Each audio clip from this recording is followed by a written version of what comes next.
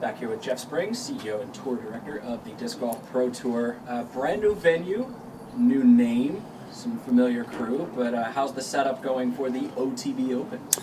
Well, we're done setup actually, and it went fantastic. Really impressed with the venue, with the course design, and I think we're in for a great treat this weekend with really high level competition, the return of Simon, deep field. It's going to be fun. Yeah, it's obviously hard to replace a course like Glen Eagles, a very unique and special course on the tour. But, just kind of talk about the lift. I mean, the Pro Tour over the last 2 seasons has had to make a lot of venue changes, so you got to be pretty used to it by now. That's a good point. Yeah, it's kind of just been integrated into the fabric of what we do now, which is, be flexible, agile, able to kind of marshal resources, vet places quickly, do a lot of behind-the-scenes work, all mostly related to the COVID-19 pandemic. And we're looking forward to maybe turning a lot of that energy into growth and ideas for the future instead of just managing the present and the challenges of the pandemic. So this has kind of felt like normal, and maybe we'll get back to the old normal soon. But it's been pretty smooth. Obviously, we are getting used to that process. So, you've seen a lot of courses, a lot of venues in your time, even before on the Pro Tour. What's something that really stands out to you from your perspective about this particular course, this particular place? I think the biggest thing that stands out is the use of the golf course venue effectively for a high-level disc golf course competition track. We hear a lot from fans and commenters and critics out there that golf courses aren't necessarily exciting to them, and that they have a problem when they see a new golf course, popping up on tour. And I understand that. I sympathize with that. I think that there's a lot of good feedback that we can take and learn from there. But I also believe that as we scale the tour and look for new venues, a lot of the infrastructure and amenities that come along, there's a lot of synergy with golf courses. On top of that, I believe that with a good design and good terrain, you can have great tracks on golf courses. If you look at Milo McIver, that is an old golf course. If you look at the Preserve, which was very popular and a lot of people thought that was a great addition, old golf course. So like if you think about it, I think there's a lot of potential there. It's just about the actual design that you put down on it. Leonard did an awesome job here. So that's like the big takeaway for me in terms of the venue and the course setup is when done well, I think that it's going to be appreciated by the fans, by the spectators, and the players. And last question from me. You mentioned the COVID pandemic and how a lot of decisions are still being affected by that. Well, we are starting to see the world kind of open up a little bit, cautiously, but still opening up. We're starting to see some fans come back. I'm just wondering from your perspective, how exciting is that to see the fans and spectators back on the course and hopefully complying with all the policies, but just here to cheer on their favorite players?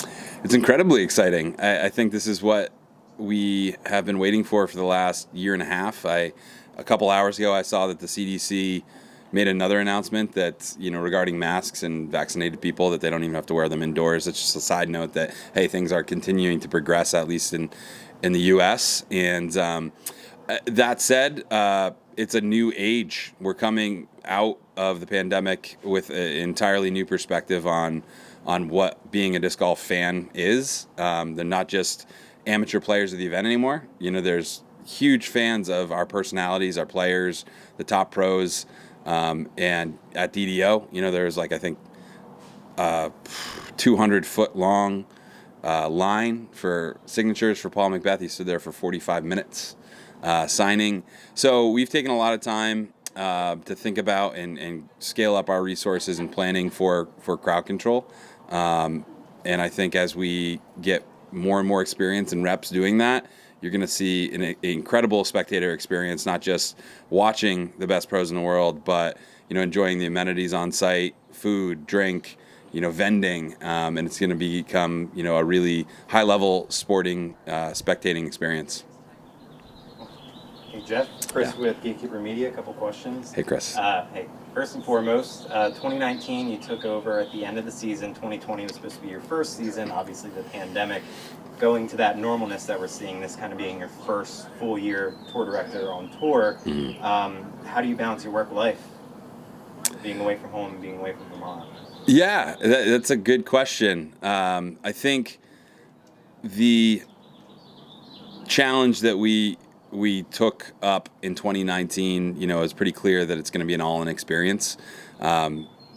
When our company was formed and we recapitalized the tour, it was like, okay, hey, this is a startup. We're obviously, we've got a great blueprint and we've got some ideas on like how to build the company, but every person we've hired since then, we've kind of broadcast, hey, this is a startup. We're going to be grinding. It's going to be hard. So in terms of work-life balance, it's not necessarily always there, to be honest. So maybe it could be an imbalance, but we're really now kind of turning our attention to sustainability for our staff and our employees. That includes me, So I think hiring more people seconds for tasks and responsibilities, looking how we can like leapfrog events. That's part of our conversations now behind the scenes, and figuring out like those parts and pieces that is gonna allow people to take vacation, take days off, do the normal stuff. And I think we're starting to ease back into hopefully a better rhythm after like a wild year and a half. Very cool. Being such a top guy, having so many people that you have to talk to, and so many meetings, and so many people that you have to delegate to. Yeah. What's the biggest learning experience you've kind of had being on tour this season, I would say? Because this season we've seen a significant jump in the amount of team members, the quality of the production, that sort of thing. What's been the most learned? Yeah, it's probably similar to anyone in a position of like responsibility for a growing company, but it's just trusting your team. That's not just a lesson you learn once, though. You got to keep learning it. You got to keep letting go of things. A lot of things that I used to do personally, and maybe I like doing them or I do them a certain way, I have to just provide some appropriate training and set some good expectations, but then let it go. And if I don't do that, it's hard to keep up. Like you mentioned, there's a lot of communication that's coming my way, and so the development of our team, the trust with the folks that we're bringing on board. The other thing I would say is that it's hard to measure how much you should scale up, but like at the start of the season, we probably should have hired a few more people. Luckily, we had some good candidates, and we were able to feather out like one hiring process. So we were able to bring some people on mid-season without starting with a blank slate. But that's just a taste of many learning experiences. Yeah, for sure. Two more. What kind of the opposite? What are you most excited about? I mean, we had the ESPN deal that happened last year. That was very big. I actually saw it rerun a couple times on television. So that's a very good sign for our sport. So just in a big picture, kind of what are you excited about? Yeah, I'm excited for that, the growth in national media. We are working on some, major broadcast deals that we hope can come to fruition this year. But I think personally, I'm excited for venue development.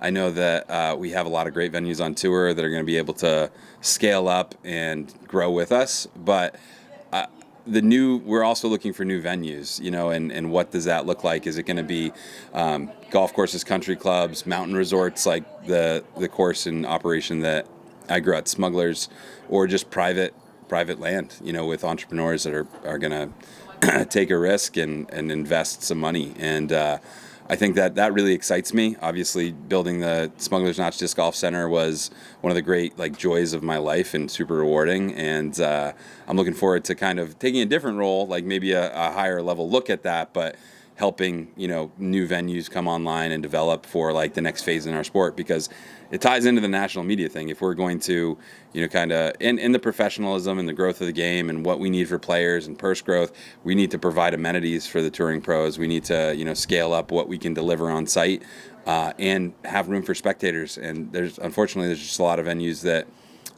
can't do that or that don't exist yet. So Yeah, a good venue is actually the Steel Club for the match play. So that's local to us, so I know that's a Yeah. really great venue. Yeah, and we're excited to add great venues like that. So. Last question, a little more fun. If you're out there ripping the disc, which hole are you most excited to Oh, attack this out is there? easy. I've been talking about this all week, actually. I love hole 14. It has just stood out to me in my mind. Hole 14, big water carry for, 2 different tee pads, MPO, FPO. Big water carry into a landing zone that's super big and fair if you can get over the water. There's like this tree that hangs out. It's like on the shore, but it looks like it's growing out of the water, and you like if you touch that tree, you're dead. But then you have 2 routes on the next shot. You can play over the peninsula, and stay under land, or if you land way out to the right, you can throw a spike hyzer or try to get under this tree. I think that the touring pros are going to probably make it look way easier than it is for me, but it's just so beautiful, and there's a lot of ways to play it, and it's got 2 water features in it and huge big oak trees. It's a beautiful green and it's in a low ceiling. It's got everything, and it's just kind of a stunning design. I'd say it's one of my favorite holes I've ever played. Awesome, I agree. Thanks, Jeff.